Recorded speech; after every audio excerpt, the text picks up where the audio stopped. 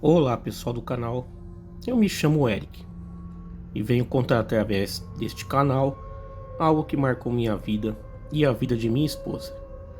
Bom, sou natural da Bahia, mas moro atualmente na Inglaterra, e quando isso aconteceu, eu ainda morava lá.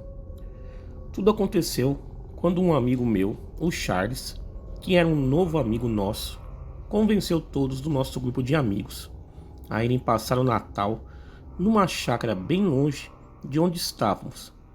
E quando digo longe, é porque é longe mesmo, mais ou menos a uns 600 quilômetros de distância de onde estávamos. Naquela época éramos jovens e inconsequentes, todos ali na faixa entre os 17 e 20 anos. Porque se tivéssemos um mínimo de juízo, não queríamos aceitar. Porque além de termos conhecido Charles recentemente, não sabíamos quase nada dele. Mas enfim, com o pé atrás eu aceitei. E todos ali levariam suas namoradas, já que a namorada de um de nossos amigos era doida de ciúme. Então, para não deixar ela só no meio de um monte de macho, resolvemos levar nossas patroas juntos. No dia da viagem, que seria de moto, e depois foi substituída por carros, todos os meus amigos haviam ido, mas eu resolvi que não iria mais. A minha namorada, a Clara, ficou doente. Teve que ir correndo para o hospital. Ela tinha problemas respiratórios e isso complicou após uma construção do lado da casa dela. Tudo de poeira ia para o quarto dela. Eu fiquei no hospital com ela, que ficou triste por ter me atrapalhado. Mas isso passou após eu fazer ela entender que não era culpa dela. A mãe da Clara, Dona Lee, achou que seria melhor que ela ficasse um tempo na chácara até a poeira baixar ou tudo terminar. E lá se foi eu avisar os meus amigos, que se alegaram de imediato. Então eu e Clara colocamos o carro na estrada. Após umas 2 horas de viagem, a fome bateu. Estacionamos, comemos e voltamos à estrada. E com mais umas 3 horas de viagem, fomos dormir numa pousada para no outro dia acabarmos de chegar da viagem. Na manhã seguinte, fizemos tudo de necessário antes de sair novamente. E lá fomos nós. Quando deu mais ou menos umas 2 horas de viagem, o carro simplesmente parou. E para nossa sorte, havia um posto de gasolina ali perto. Descemos e fomos em busca de ajuda. Algo que eu fiquei encucado era que aquele carro era quase 0 quilômetro. Eu havia tirado há 2 semanas da concessionária e ele simplesmente parou do nada. Só sei que até o mecânico chegar a avaliar o carro e dizer que não tinha nada, já era umas 5 da tarde. Mas quando finalmente tudo ia para frente, Clara teve outra crise respiratória. E eu fiquei de orelha em pé. Tudo estava dando errado. Pensei em até voltar para casa, mas já estava muito distante de casa e só faltava algumas horas até a chácara. Então só ignorei. E após a recuperação de Clara, estávamos de novo na estrada. E adivinha? O carro parou de novo.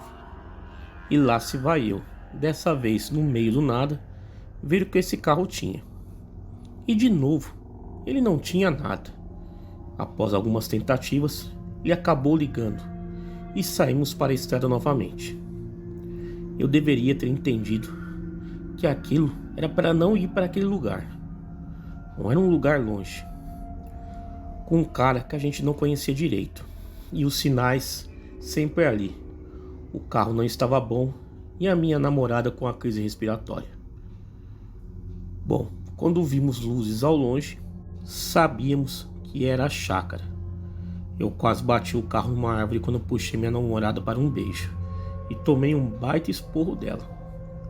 Agradeço a ela até hoje por ter enchido meu saco naquele dia e me atrasado, porque não estaríamos mais aqui se não fosse isso.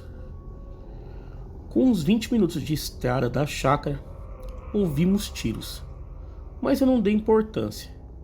Conhecia os tipos que eu chamava de amigo. Era bem capaz de estarem com armas brincando de tirar em alvos, ou até neles mesmos. Eram doidos. Quando chegamos na estrada, escutamos mais tiros, e dessa vez gritos. E eu já ia descer do carro, mas Clara agarrou meu braço e não deixou. Foi o que salvou minha vida, pois logo depois, um bicho horroroso bateu na lateral do carro. Ele dava uma espécie de grito. Ele quebrou o vidro da porta do lado da Clara. E eu acho que por instinto e como uma força e uma rapidez que até hoje eu não sei de onde eu tirei, eu puxei a Clara para cima de mim rapidamente. Então aquela coisa, meio homem, meio bicho, tentou entrar no carro. No desespero, tentei pegar a arma no porta-luvas e tomei uma bela de uma mordida no braço. Meus amigos, acho que nunca experimentei uma dor maior do que aquela. Eu tentava puxar o braço, mas aquilo mordia com força e parecia querer arrancar meu braço. Clara, no desespero, batia com as mãos com toda a força naquela coisa. Mas para nossa sorte, uma saraivada de tiros atingiu ele, que soltou meu braço e fugiu. O meu braço parecia uma cachoeira de sangue. Passou vários homens correndo pelo carro e alguns pararam. Eram meus amigos, Gabriel, Edson e Edinaldo. Foi uma gritaria e várias pessoas falando ao mesmo tempo. Bom, para encurtar a história já muito longa, eu fui para o hospital. Tive que tomar vacinas e ficar internado, pois a mordida estava infeccionando. Com alguns dias eu fui liberado. E quando o lobisomem, a aparência dele é algo esquisito. Ele era muito magro, parecia frágil, mas com uma força enorme. Os olhos eram amarelos, quase laranjas. As pernas pareciam um S. Os braços eram longos, passavam do joelho. E a cara, uma mistura esquisita de cachorro e macaco. Ele parecia ter algum tipo de sarna. Pensa numa coisa horrorosa. Nunca mais, nunca mesmo, eu quero encontrar alguma coisa daquela de novo. E quanto aos meus amigos, eles me falaram o que aconteceu. Disseram que no primeiro dia tudo estava tranquilo, mas no segundo, Charles sumiu na mata. Eles procuraram até umas 7 horas da noite e resolveram voltar para casa. E lá pelas 9 horas, um bicho cercou a chácara, batendo nas portas e janelas. Então, por precaução, quem tinha arma pegou, e quem não tinha se armou com facas de cozinha mesmo.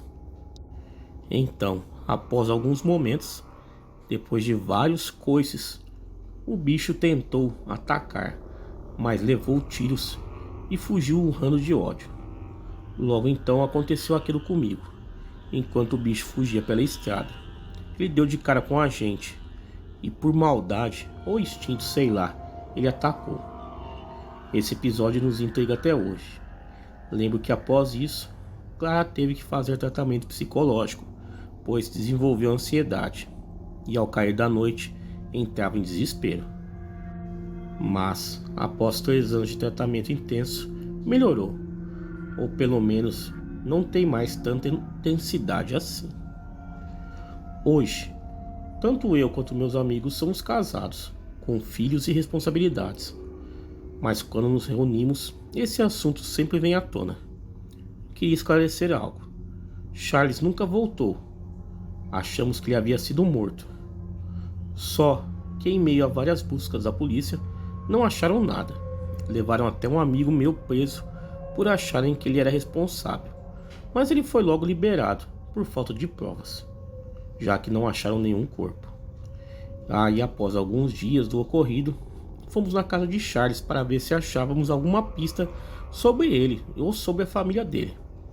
Mas a casa estava totalmente limpa, tirando alguns móveis, mas de resto não tinha nada, nem uma pasta de dente para contar história.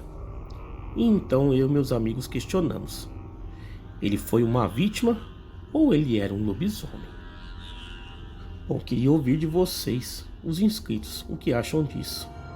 Que todos tenham um dia abençoado e cuidado com as coisas que você faz. Nem sempre são lendas, são mentiras. Nem sempre um sorriso é confiável. Bom, adeus e até uma próxima. Tá aí, galera. Vamos aí a um segundo relato. Olá a todos do canal. Bom, quero que saibam que nunca brinque com o sobrenatural.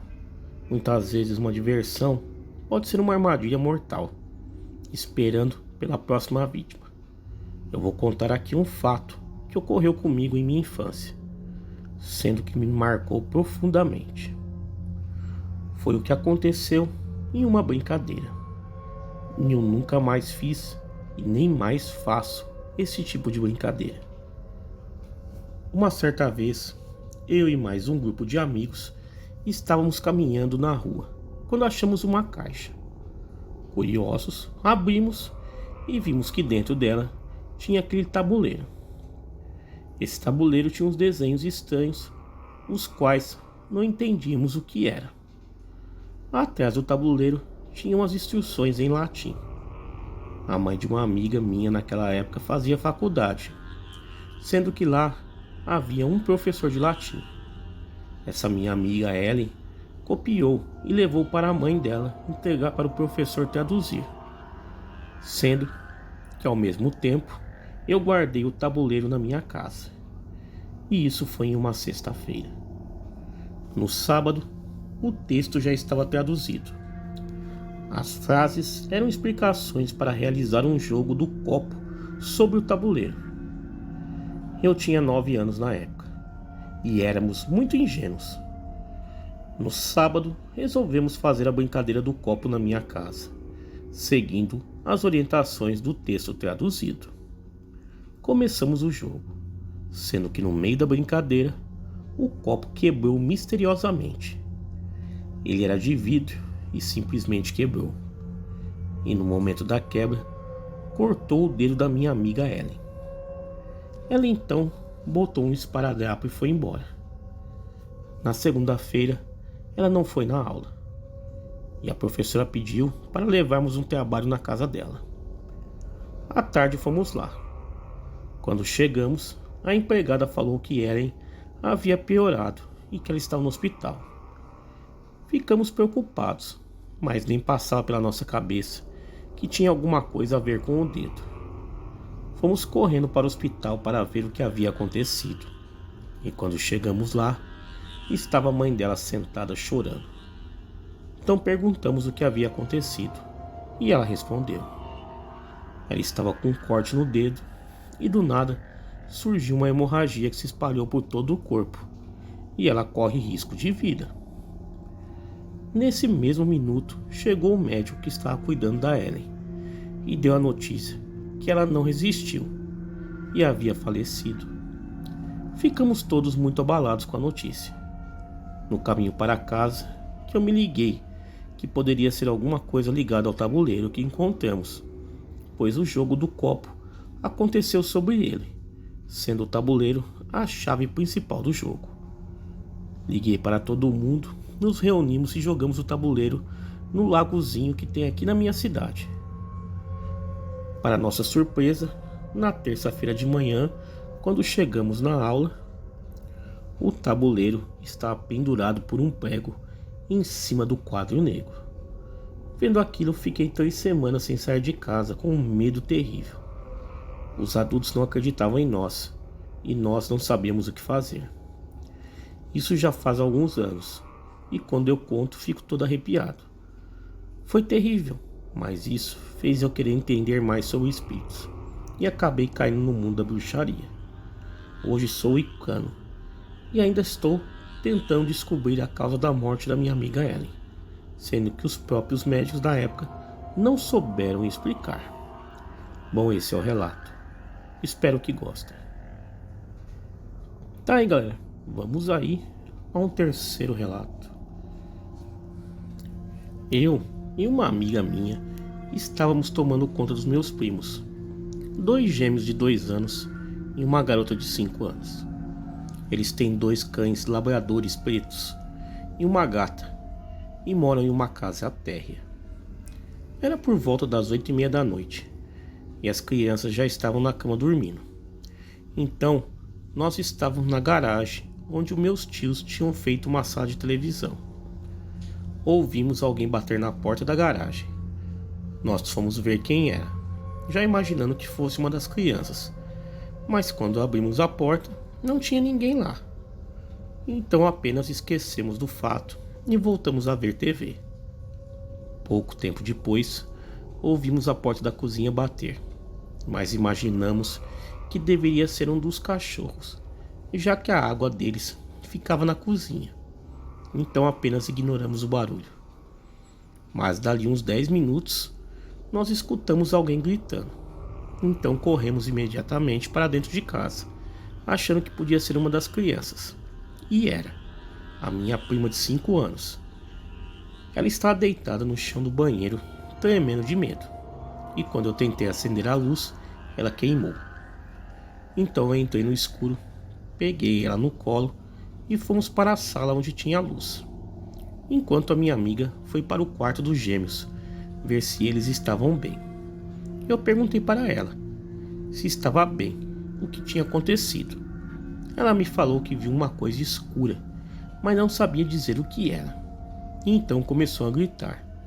E quando a coisa ouviu a gente entrando na casa, ela desapareceu. A minha amiga voltou do quarto dos gêmeos e disse que eles estavam bem dormindo.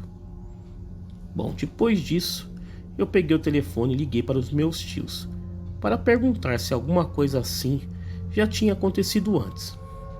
Eu disquei o número do telefone da minha tia e assim que ela atendeu, a linha caiu e o telefone ficou mudo, sem sinal de descagem. Eu achei que tinha acontecido alguma coisa com o telefone, então tentei ligar do meu celular, mas exatamente a mesma coisa aconteceu de novo. Nós não tínhamos ideia do que estava acontecendo. Estávamos assustadas, mas não falamos nada na frente da minha priminha, porque sabíamos que ela ia ficar mais assustada ainda. Nós colocamos ela de volta na cama e falamos que tudo ia ficar bem. Quando voltamos para a sala, alguém passou de carro pela frente da casa e tocou a buzina. Olhamos pela janela e vimos uma figura escura olhando para a gente do lado do carro. Eu olhei para minha amiga e ela olhou para mim. E quando olhamos de novo para o carro, ele não estava mais lá, tinha sumido. Nós gritamos tão alto que todas as crianças acordaram e começaram a chorar. Eu corri para o quarto dos gêmeos, enquanto a minha amiga foi para o quarto da minha prima. Depois de finalmente conseguir fazer os gêmeos dormirem de novo, eu fui para o quarto da minha prima, já que ela ainda estava chorando, mas já não tão alto quanto antes. E quando eu entrei, ela correu e me abraçou. E eu perguntei por que ela ainda estava chorando. E ela falou que achou que tinha pegado a gente. Eu perguntei o que ela achou que tinha pegado a gente. E ela falou, o homem de preto. Eu falei para ela que está tudo bem e que mais nada ia pegar ninguém. Então a minha amiga e eu ficamos no quarto esperando ela dormir de novo. Mas ela não conseguia. Ela falou que dormia com os cachorros e o gato, mas eles tinham fugido do quarto quando ela gritou.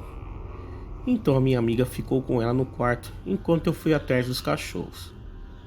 Eu fui até a garagem e eles estavam deitados no chão lá. Peguei os 3, levei até o quarto da minha prima. Mas antes que eu entrasse na cozinha, eu vi uma figura escura entrar correndo na garagem. Eu pensei que estava apenas vendo coisas, já que estava tudo escuro por lá. Mas mesmo assim, eu corri para o quarto da minha prima. Então eu peguei ela e levei todo mundo para o quarto dos gêmeos, para todos ficarem juntos. E minha prima finalmente conseguiu dormir. Então eu ouvi o telefone tocar. A minha amiga e eu nos olhamos, porque o telefone estava sem sinal há pouco tempo atrás. Nós estávamos com ele, verificando o tempo todo, e não fazia 2 minutos que tínhamos visto que estava sem sinal. Agora nós já estávamos ficando bem assustadas, mas mesmo assim eu atendi o telefone, disse alô. Ninguém respondeu, então eu desliguei. Mas cerca de 20 minutos depois, o telefone tocou de novo. Eu atendi e falei alô, e dessa vez era minha tia perguntando se estava tudo bem. E eu falei tudo o que tinha acontecido, e perguntei se alguma coisa assim já tinha acontecido antes, mas ela falou que não. Eu falei que estava assustada, e ela falou que ia voltar mais cedo. Então, o telefone ficou mudo de novo. Eu falei para minha amiga o que a minha tia tinha falado, e antes que ela pudesse falar alguma coisa, o telefone tocou de novo. E dessa vez, a minha amiga que atendeu e falou alô. Então a pessoa do outro lado da linha falou: "Vocês terão companhia em breve. Então fiquem na casa. Te vejo mais tarde. Tchau." E desligaram o telefone. Depois disso, eu liguei para minha tia de novo e falei o que tinha acabado de acontecer.